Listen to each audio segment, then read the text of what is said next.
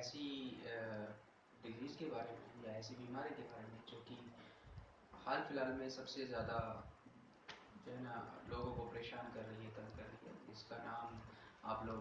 सभी जानते हैं, क्योंकि ये बीमारी एक ऐसी बीमारी है जिसकी वजह से आदमी को फिजिकल प्रॉब्लम्स तो होती है, साथ साथ में जो है उसकी वजह से एक सबसे बड़ी प्रॉब्लम्स होती है, जो कि हमारे समाज में सबसे ज़्यादा प्रॉब्लम्स ये होती है कि उसमें हम लोगों का जो जीवन होता है वो सामाजिक तौर से भी प्रभावित होता है। ऐसी बीमारी इस बीमारी को हम अगर देखा जाए तो पहले इस बीमारी का उतने लेवल पे वो चीज़ें नहीं आती थी, और इतने इस लेवल पर उस लेवल पर उस बीमारी का कोई भी इलाज भी नहीं था उस टाइम पे पहले। लेकिन अभी इस बीमारी का बहुत ही अच्छा इलाज जो है आ गया है, जैसे कि रिहेबिलिटेशन एक ऐसा पार्ट है इस बीमारी के इलाज के लिए, जो कि हम उसको पूरी तरह से इस बीमारी से निजात ले सकते हैं या निजात मिल सकती है। हाँ, तो दोस्तों मैं अब बात कर रहा हूँ अभी रिसेंटली हेमीप्लेजिक एक बीमारी होती है जिसको हम लोग लकवा भी बोलते हैं, या फिर आप पैरालिसिस भी उसको बोलते हैं। ये बीमारी अभी कुछ समय पहले की अगर हम बात करें तो कुछ समय पहले, आज से 10 साल पहले अगर हम देखें तो 10 साल पहले इस बीमारी में का कोई एज फैक्टर था। आई मीन टू से कि उसका एज फैक्टर था, ये अबव 40 या 50 के अराउंड में ही ये बीमारी होती थी। लेकिन अभी इसकी कोई बाउंडेशंस नहीं रह गई है, ये बीमारी किसी भी एज में हो जा रही है। उसका सबसे बड़ा फैक्टर होता है कि सबसे बड़ा फैक्टर ये है कि आजकल का जो लाइफ स्टाइल हो गया है वो बहुत ज़्यादा स्ट्रेसफुल है, एंड फैमिली भी जो है अपनी स्ट्रेस बहुत ज़्यादा स्ट्रेसफुल है। तो बेसिक जो है उसका रीज़न यही है कि हम ओवर स्ट्रेस जब हम रहते हैं या फिर ओवरलोडेड हमारा वर्क रहता है तो उसकी वजह से हमारा बीपी फ्लक्चुएट कर जाता है। इसकी वजह से ये बीमारी जो है हमको जकड़ सकती है। ठीक है, तो बीमारी ये अभी रिसेंटली इतनी ज़्यादा फैल गई है कि ये आप देखेंगे कि आपके near about 20 year old age या 20 से अबव या बिलो 20 ईयर ओल्ड ह्यूमन को भी ये चीज़ें हो जा रही हैं। मतलब ये तो इसलिए बोल रहा हूँ कि ये अभी इस फैक्टर में नहीं रह गया है कि एज से कोई रिलेशन ही नहीं रहा ऐसा, क्योंकि लेवल ऑफ स्ट्रेस जो है ना वो बहुत ज़्यादा हो गया। वो चाहे आप हमारे जो है ये समझ लीजिए एज ग्रुप से रिलेटेड लगा लीजिए। पहले वर्कलोड उतना नहीं होता था, अभी वर्कलोड उतना बहुत ज़्यादा हो जाता है, तो उसी की वजह से जो है धीरे धीरे हमारा स्ट्रेस लेवल इतना हो जाता है कि जिसकी वजह से हमारा बीपी फ्लक्चुएट कर जाता है, जिसकी वजह से हम लोगों को ये बीमारी से ग्रसित होना पड़ता है, राइट। लेकिन सबसे इम्पोर्टेंट चीज़ इसमें यही है, इसके दो मेन फैक्टर्स ज़्यादातर फैक्टर वही है, एक स्ट्रेस और दूसरा हमारी इंटेक इन द सेंस कि आपका फिजिकल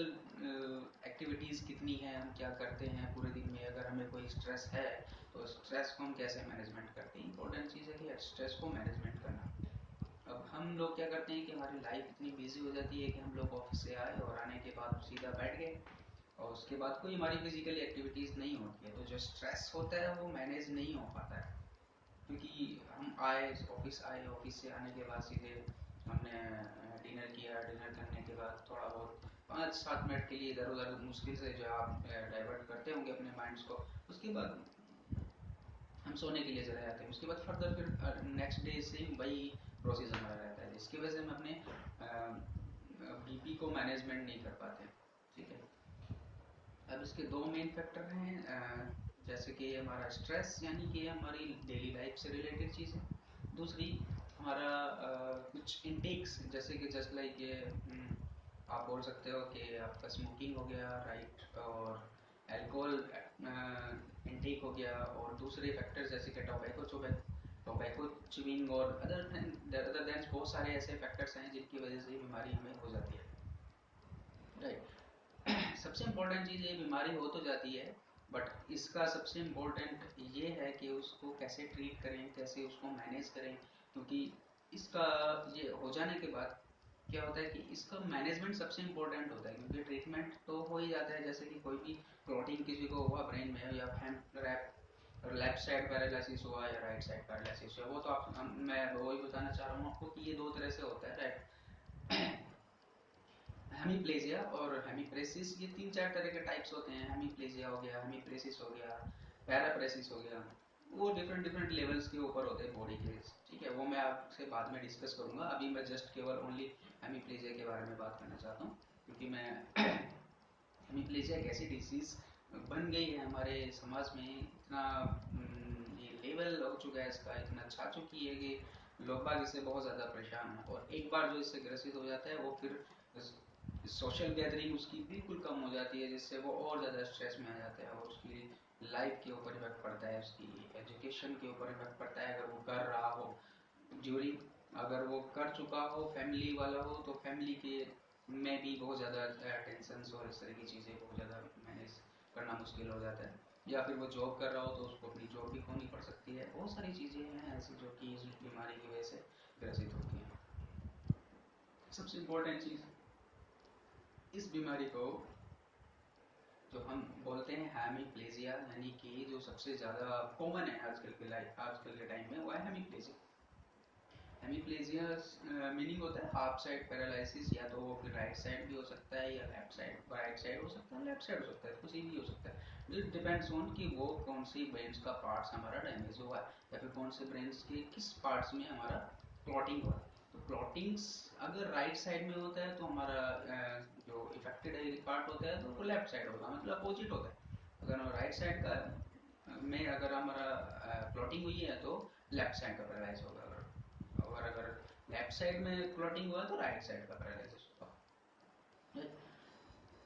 अब सबसे इम्पोर्टेंट चीज़ है कि जैसे कि किसी पेशेंट को ये चीज़ हो गई, ब्लड क्वेश्चन चलो हो गई, लेकिन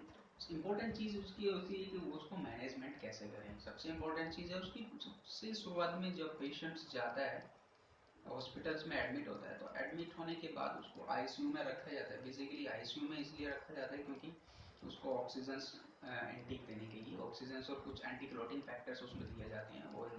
with the help of injection और जो भी टाइप्स के डॉक्टर्स जो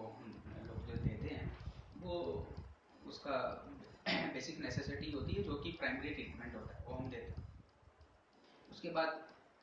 सबसे इम्पोर्टेंट चीज़, सबसे सबसे शुरुआत में हम क्या कर हमसे हम लोगों को क्या ध्यान रखना चाहिए, जो आईसीयू में जो केयर टेकिंग होते हैं, जो भी नर्सिंग स्टाफ्स होता है या जो भी केयर टेकिंग स्टाफ्स होता है, उसका सबसे इम्पोर्टेंट रोल होता है सबसे शुरुआत में, राइट। क्योंकि अगर पेशेंट्स मान लीजिए हम बोलते हैं कि वो एटलीस्ट 4 से 5 दिन हमारा आईसीयू में रहा, राइट, तो सबसे इम्पोर्टेंट चीज़ होती है उसकी शिफ्टिंग प्लस उसकी पोजिशनिंग, बेड पे क्या होनी चाहिए, कैसे होनी चाहिए, उसको कैसे उठाना है, कैसे बैठाना है, क्या करना है, इम्पोर्टेंट चीज़, ठीक है। वो चीज़ है, और उसको किस पोजीशन में वहाँ पे लेटाना है, इंपॉर्टेंट चीज़ वो है, क्योंकि उसमें ही क्या होता है, मैक्सिमम चांसेस होते हैं कि हम लोगों के जो कुछ पार्ट्स ऐसे होते हैं, क्योंकि paralysis in the sense meaning हो गया कि वो आपकी किसी जैसे कि लेफ्ट साइड पैरालाइज हुआ है तो लेफ्ट साइड में आपकी सेंसेशंस खत्म हो जाती हैं, मतलब जॉइंट्स जो प्ले होता है वो बिल्कुल खत्म हो जाता है, क्योंकि उसमें कोई सेंसेशंस या कुछ भी हमें फीलिंग्स नहीं होती। फीलिंग्स इन द सेंस, अगर फीलिंग हम देखें तो हम क्या करेंगे, जैसे कि हम अगर कोई पेशेंट्स को शिफ्ट कराना है वन एक बेड से दूसरे बेड पे, तो जनरली कुछ लोग बाग क्या करते हैं कि वो पुलिंग कर देते हैं, ऐसे यहाँ से शोल्डर से अप डाउन लगाएंगे और उसको पुल कर देंगे, जो कि सबसे ज़्यादा प्रॉब्लमेटिक होता है, क्योंकि अगर हम ऐसे उसको पुल करके लाइन पोजीशन से सेटिंग पोजीशन में लाएंगे, या लाइन पोजीशन से शिफ्टिंग करेंगे किसी दूसरे बैट्स के ऊपर, तो उसमें क्या चांसेस रहते हैं, उसमें चांसेस रहते हैं कि जो हमारी शोल्डर में के जो लिगामेंट्स होते हैं, जो कि उसको स्ट्रेंथ देते हैं, होल्डिंग करते हैं, उस टाइम पे वो बहुत लूज रहते हैं, सेंसेशन वो होता नहीं है उस टाइम उनमें, ठीक है, टेंशन बहुत कम होती है। तो टेंशन ना होने की वजह से जब हम उसको ऐसे करके यहाँ से पुल करेंगे, उठाएंगे, तो वो शोल्डर डिसलोकेट के चांसेस बढ़ जाएंगे, ठीक है। और अगर शोल्डर डिसलोकेशन अगर उसमें एक बार हो गया तो पैरालिसिस की जो अ, एक रिकवरी फेज होता है ना, वो हम जो उसकी ड्यूरेशन, उसका टाइम, उसका जितना भी जो चीज़ें होती हैं वो बढ़ जाती हैं, राइट। बिकॉज सबसे इम्पोर्टेंट चीज़ वही है उसमें कि सबसे ज़्यादा जितनी भी पैरालिसिस देखेंगे उसमें आप लोअर लिम्स का देखेंगे थोड़ा सा जल्दी रिकवरी करती है कंपैरेटिवली अपर लिम, ठीक है। और जितने भी प्रॉक्सिमल जॉइंट्स होते हैं जैसे शोल्डर हो गया दिस, और फिर उसके बाद शोल्डर हो गया, उसके बाद हिप हो गया, नीज हो गया, ये जल्दी जल्दी रिकवर कर जाते हैं। बस जितने भी डिजिटल पार्ट होते हैं वो थोड़ा सा लेट से रिकवर करते हैं। उसका बेसिक रीज़न ये है कि बेसिक रीज़न ये है कि हमारी जो डिजिटल पार्ट होते हैं उसमें हमारी सारी ब्रांचेस सप्लाई करती हैं, राइट। और जितने भी प्रॉक्सिमल पार्ट्स होते हैं वहाँ पे मेन रूट्स होती हैं सभी चीज़ों की, जैसे कि आप नर्वस सिस्टम में देख लीजिए तो, और नर्वस सिस्टम्स में देख लीजिए, और उसके बाद जो है आप ब्लड सप्लाई देख लीजिए, नर्व सप्लाई देख लीजिए, तो सब में क्या होता है कि हमारा जो प्रॉक्सिमल पार्ट्स होती है उसमें ब्रांचेस होती हैं, और जो डिस्टल पार्ट्स होते हैं नहीं सॉरी जो हमारा प्रॉक्सिमल पार्ट्स होता है उसमें रूट्स होती हैं, और जो डिस्टल पार्ट्स होता है उसमें हमारी ब्रांचेस होती हैं। तो जहाँ पे ब्रांचेस सप्लाई करती हैं वहाँ पे ऑब्वियस सी बात है थोड़ा सा जो है ना इफेक्टिव इफेक्ट ज़्यादा होता है कंपेरेटिवली जहाँ पे रूट ब्रांचेस होती हैं, राइट। अब हम इम्पोर्टेंट चीज़ हम सबसे पहले क्या देखेंगे, हम सबसे पहले हमें क्या करना है कि हाँ, मैं बात कर रहा था सबसे, मैं बाकी सब चीज़ों को साइड करता हूँ, मैं सबसे इम्पोर्टेंट चीज़ बात कर रहा हूँ कि सबसे पहले होते हैं पेशेंट्स की पोजीशनिंग, चाहे वो आईसीयू में रहे उस टाइम की पोजीशनिंग, जब वो आईसीयू से वार्ड में शिफ्ट हो तब उसकी पोजीशनिंग इंपॉर्टेंट होती है, क्योंकि वार्ड्स में भी वो काफ़ी टाइम तक जब रहेगा तो वहाँ पे भी उसकी शिफ्टिंग पोजीशनिंग ये सब चीज़ें मायने रखती है, क्योंकि पोजीशनिंग अगर उसकी प्रॉपर नहीं हुई तो जो हेमीप्लेजिक पैटर्न होता है वो डेवलप होगा ही होगा 100%, प्लस स्पास्टिसिटी बढ़ने के चांसेस बढ़ जाएंगे उसमें, राइट। तो अगर हम उसको पोजिशनिंग करेंगे, पोजिशनिंग में मेंटेन रखेंगे, तो जो हेमीप्लेजिक पैटर्न होता है वो डेवलप तो होगा, लेकिन हम उसको इजीली अच्छे से मैनेज कर सकते हैं, क्योंकि एक उसका पैटर्न होता है वो डेवलप हम अगर हम उसको पहले इनिशिएट कर उसको पहले इनिबिट कर देंगे तो चांसेस हैं कि हमें उस पैटर्न को इनिबिट कर सकते हैं पहले, इम्पोर्टेंट। क्योंकि हम लोग क्या करते हैं बेसिकली, हम सब लोग क्या करते हैं कि पोजिशनिंग पे उतना ज़्यादा लेवल पे ध्यान नहीं देते हैं, तो जितने भी हेमीप्लेजिक पैटर्न्स होते हैं वो डेवलप हो जाते हैं, फिर उनको ब्रेक करना बड़ा मुश्किल होता है, क्योंकि वो बाय डिफ़ॉल्ट हमारी बॉडी के साथ अडेप्ट हो जाता है, बॉडी अडेप्ट हो जाएगी उस चीज़ के साथ में, तो फिर वो एक तरह से नेचुरली वे में वही पैटर्न आएगा जो कि होता है हेमीप्लेजिक पैटर्न, लेकिन अगर हम चाहें तो उसको इनिबिट कर सकते हैं इनिशियली। और सबसे इम्पोर्टेंट चीज़ होता है, सबसे ट्रीटमेंट का सबसे बड़ा पार्ट यही होता है कि इनिशियली हमें उसको सबसे पहले क्या करना होता है, पोजिशनिंग करनी होती है। पोजिशनिंग मतलब बैड की क्या पोजिशनिंग रहेगी, लेग की क्या पोजिशन रहेगी, शोल्डर की क्या पोजिशन रहती है, रिस्ट की क्या पोजिशन रहेगी, और एल्बो की क्या पोजिशन रहेगी। इंपॉर्टेंट चीज़ ही होती है इनमें, सबसे सब इम्पोर्टेंट चीज़ होती है कि हमारी जितनी भी फ्लेक्सर मसल्स होती है वो वीक हो, एक्सटेंसर मसल्स वीक हो जाती है, और मैक्सिमम हमारे पार्ट्स जो है ना फ्लेक्शन में रहते हैं, राइट। फ्लेक्शन और रोटेशन, तो हमें उसी चीज़ को ब्रेक करना है, उसी चीज़ को हमें इनिबिट करना है, राइट। अगर हम अपर लिम्ब की लें तो अपर लिम्ब में क्या होता है कि उसमें शोल्डर एडक्शन ज़्यादातर बेसिकली रहता है, जनरली एबडक्शन हो जाता है, ठीक है। और रिस्ट साइड की फ्लेक्शंस में रहता है, और हमारा जो है इंटरनली रोटेट हो जाता है, यानी कि बेसिकली हमारा सुपिनेशंस इंपॉर्टेंट होता है इसमें, लेकिन क्या होता है कि ये सुपिनेशंस को इनिबिट कर देती है, प्रोनेशंस में रहता है लाइक दैट, और फिंगर फ्लेक्शंस, और ये मूवमेंट उसका डेवलप हो जाता है, राइट। तो हमें इसी मूवमेंट्स को हमें इनिबिट करना है बेसिकली, जो है हमारा ये। ऐसे ही लेग्स में हमारा होता है, लेग्स हमारी बेसिकली जो है ना वो स्ट्रेट रहनी चाहिए, हमारा जो एंकल होता है वो बिल्कुल एक अलाइन में होना चाहिए, और थ्रू आउट लिम्ब हमारा एक अलाइन में रहना चाहिए। और सबसे बड़ा इंपॉर्टेंट चीज़ है एंकल का। एंकल में क्या करना है हमारा कि एंकल्स को बिल्कुल जब आप लेटाओगे पेशेंट्स को तो उसको बिल्कुल एकदम 90 डिग्री पे प्लेसेस होना चाहिए, न्यूट्रल पोजीशन में रहना चाहिए। न्यूट्रल पोजीशन में रहेगा तो जो सबसे बड़ी प्रॉब्लम्स आती है वो होती है हमारी एंकल्स का जो मूवमेंट होता है, वो एक तरह से आप समझ लीजिए कि आप बोल सकते हो एंकल ड्रॉपिंग उसमें हो जाती है, बेसिकली एंकल ड्रॉपिंग। तो एंकल ड्रॉपिंग्स की वजह से क्या होता है चीज़ें, तो फिर जो हम वेट बेरिंग जब एक्सरसाइजेस करते हैं पेशेंट्स की तो वो उतनी लेवल पे आ नहीं पाती है, क्योंकि अगर एंकल ड्रॉप हो जाएगा तो जो वेट बेरिंग होगी वो प्रॉपर नहीं आएगी, एक अलाइन में नहीं आएगी, क्योंकि एंकल ड्रॉप हुआ तो डेफिनेटली जो है ना आपकी जो आउटसाइड की जितनी भी मसल्स होती हैं लोअर लिम्ब की वो थोड़ा सा ज़्यादा एक्टिव रहेंगी कंपेरेटिवली जो है इनवर्ट मसल्स होती हैं, ठीक है। और स्लाइटली हमारा जो लेग्स होता है या तो इनिशियली तो स्ट्रेट रहता है, बट उसको मैनेज करना होता है एक अलाइन में, जो कि बेसिकली सबसे ज़्यादा इंपॉर्टेंट होता है। ठीक है। अब अगर हम ये पोजीशनिंग मैनेज कर लेंगे, सबसे इम्पोर्टेंट चीज़, अगर हम पोजीशनिंग मैनेज करेंगे तो उसकी वजह से क्या होगा, जो हमारा एक टाइम पीरियड होता है किसी चीज़ को मैनेज करने का, वो कम हो जाएगा डेफिनेटली। क्योंकि अगर वो हम मैनेज नहीं करेंगे तो हमारी मसल्स इतनी लेवल पे वीक हो जाएगी कि हम फिर उसको मैनेज करना थोड़ा सा डिफिकल्टी हो जाता है। इसलिए हम सबसे इम्पोर्टेंट चीज़ है कि हम ध्यान रखेंगे पहले उसकी पोजिशनिंग। पोजिशनिंग के बाद फिर हम क्या करेंगे, जब हम पोजिशनिंग रखेंगे तब उसको जब हम मूवमेंट्स देते हैं या फिर कोई भी फिंगर्स का या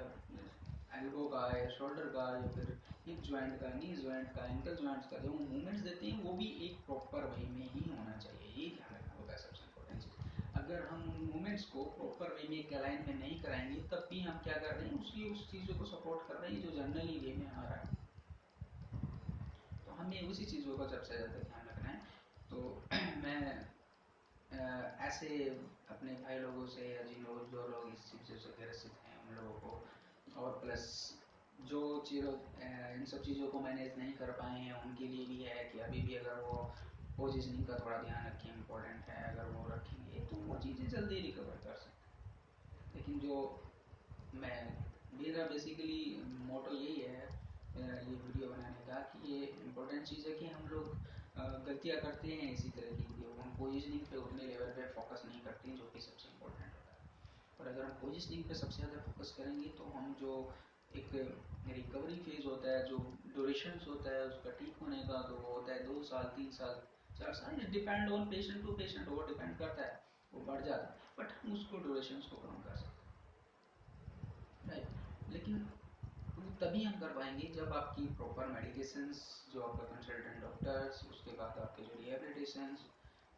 में जो भी आपके कंसल्टेंट डॉक्टर्स होते हैं वो आपको प्रॉपर वे में पोजिशनिंग और प्रॉपर वे में आपके मूवमेंट्स कराएंगे, और कुछ आपको होम प्रोग्राम्स में कुछ चीज़ें देंगे जो कि आपको डेली ध्यान रखनी पड़ेंगी, आपको उसी तरह से मैनेज करना पड़ेगा। तो डेफिनेटली आपकी रिकवरी जो है वो 4-5 साल में जो हो रही है, और वो भी उतने अच्छे लेवल पे नहीं हो पाती, वो हो सकता है बहुत अच्छे लेवल पे हो और थोड़ा सा कम ड्यूरेशन में आपकी हो, इसलिए। ठीक है। और तो दोस्तों आज बस इतना ही आज की उसमें। नेक्स्ट वीडियो में हम आपको बताएंगे कि वो कैसे कैसे पोजिशन कैसे करते हैं, क्या करने उसके लिए क्या मैनेजमेंट चाहिए होता है और किस तरह का क्या क्या ध्यान रखना होता है। Thank you.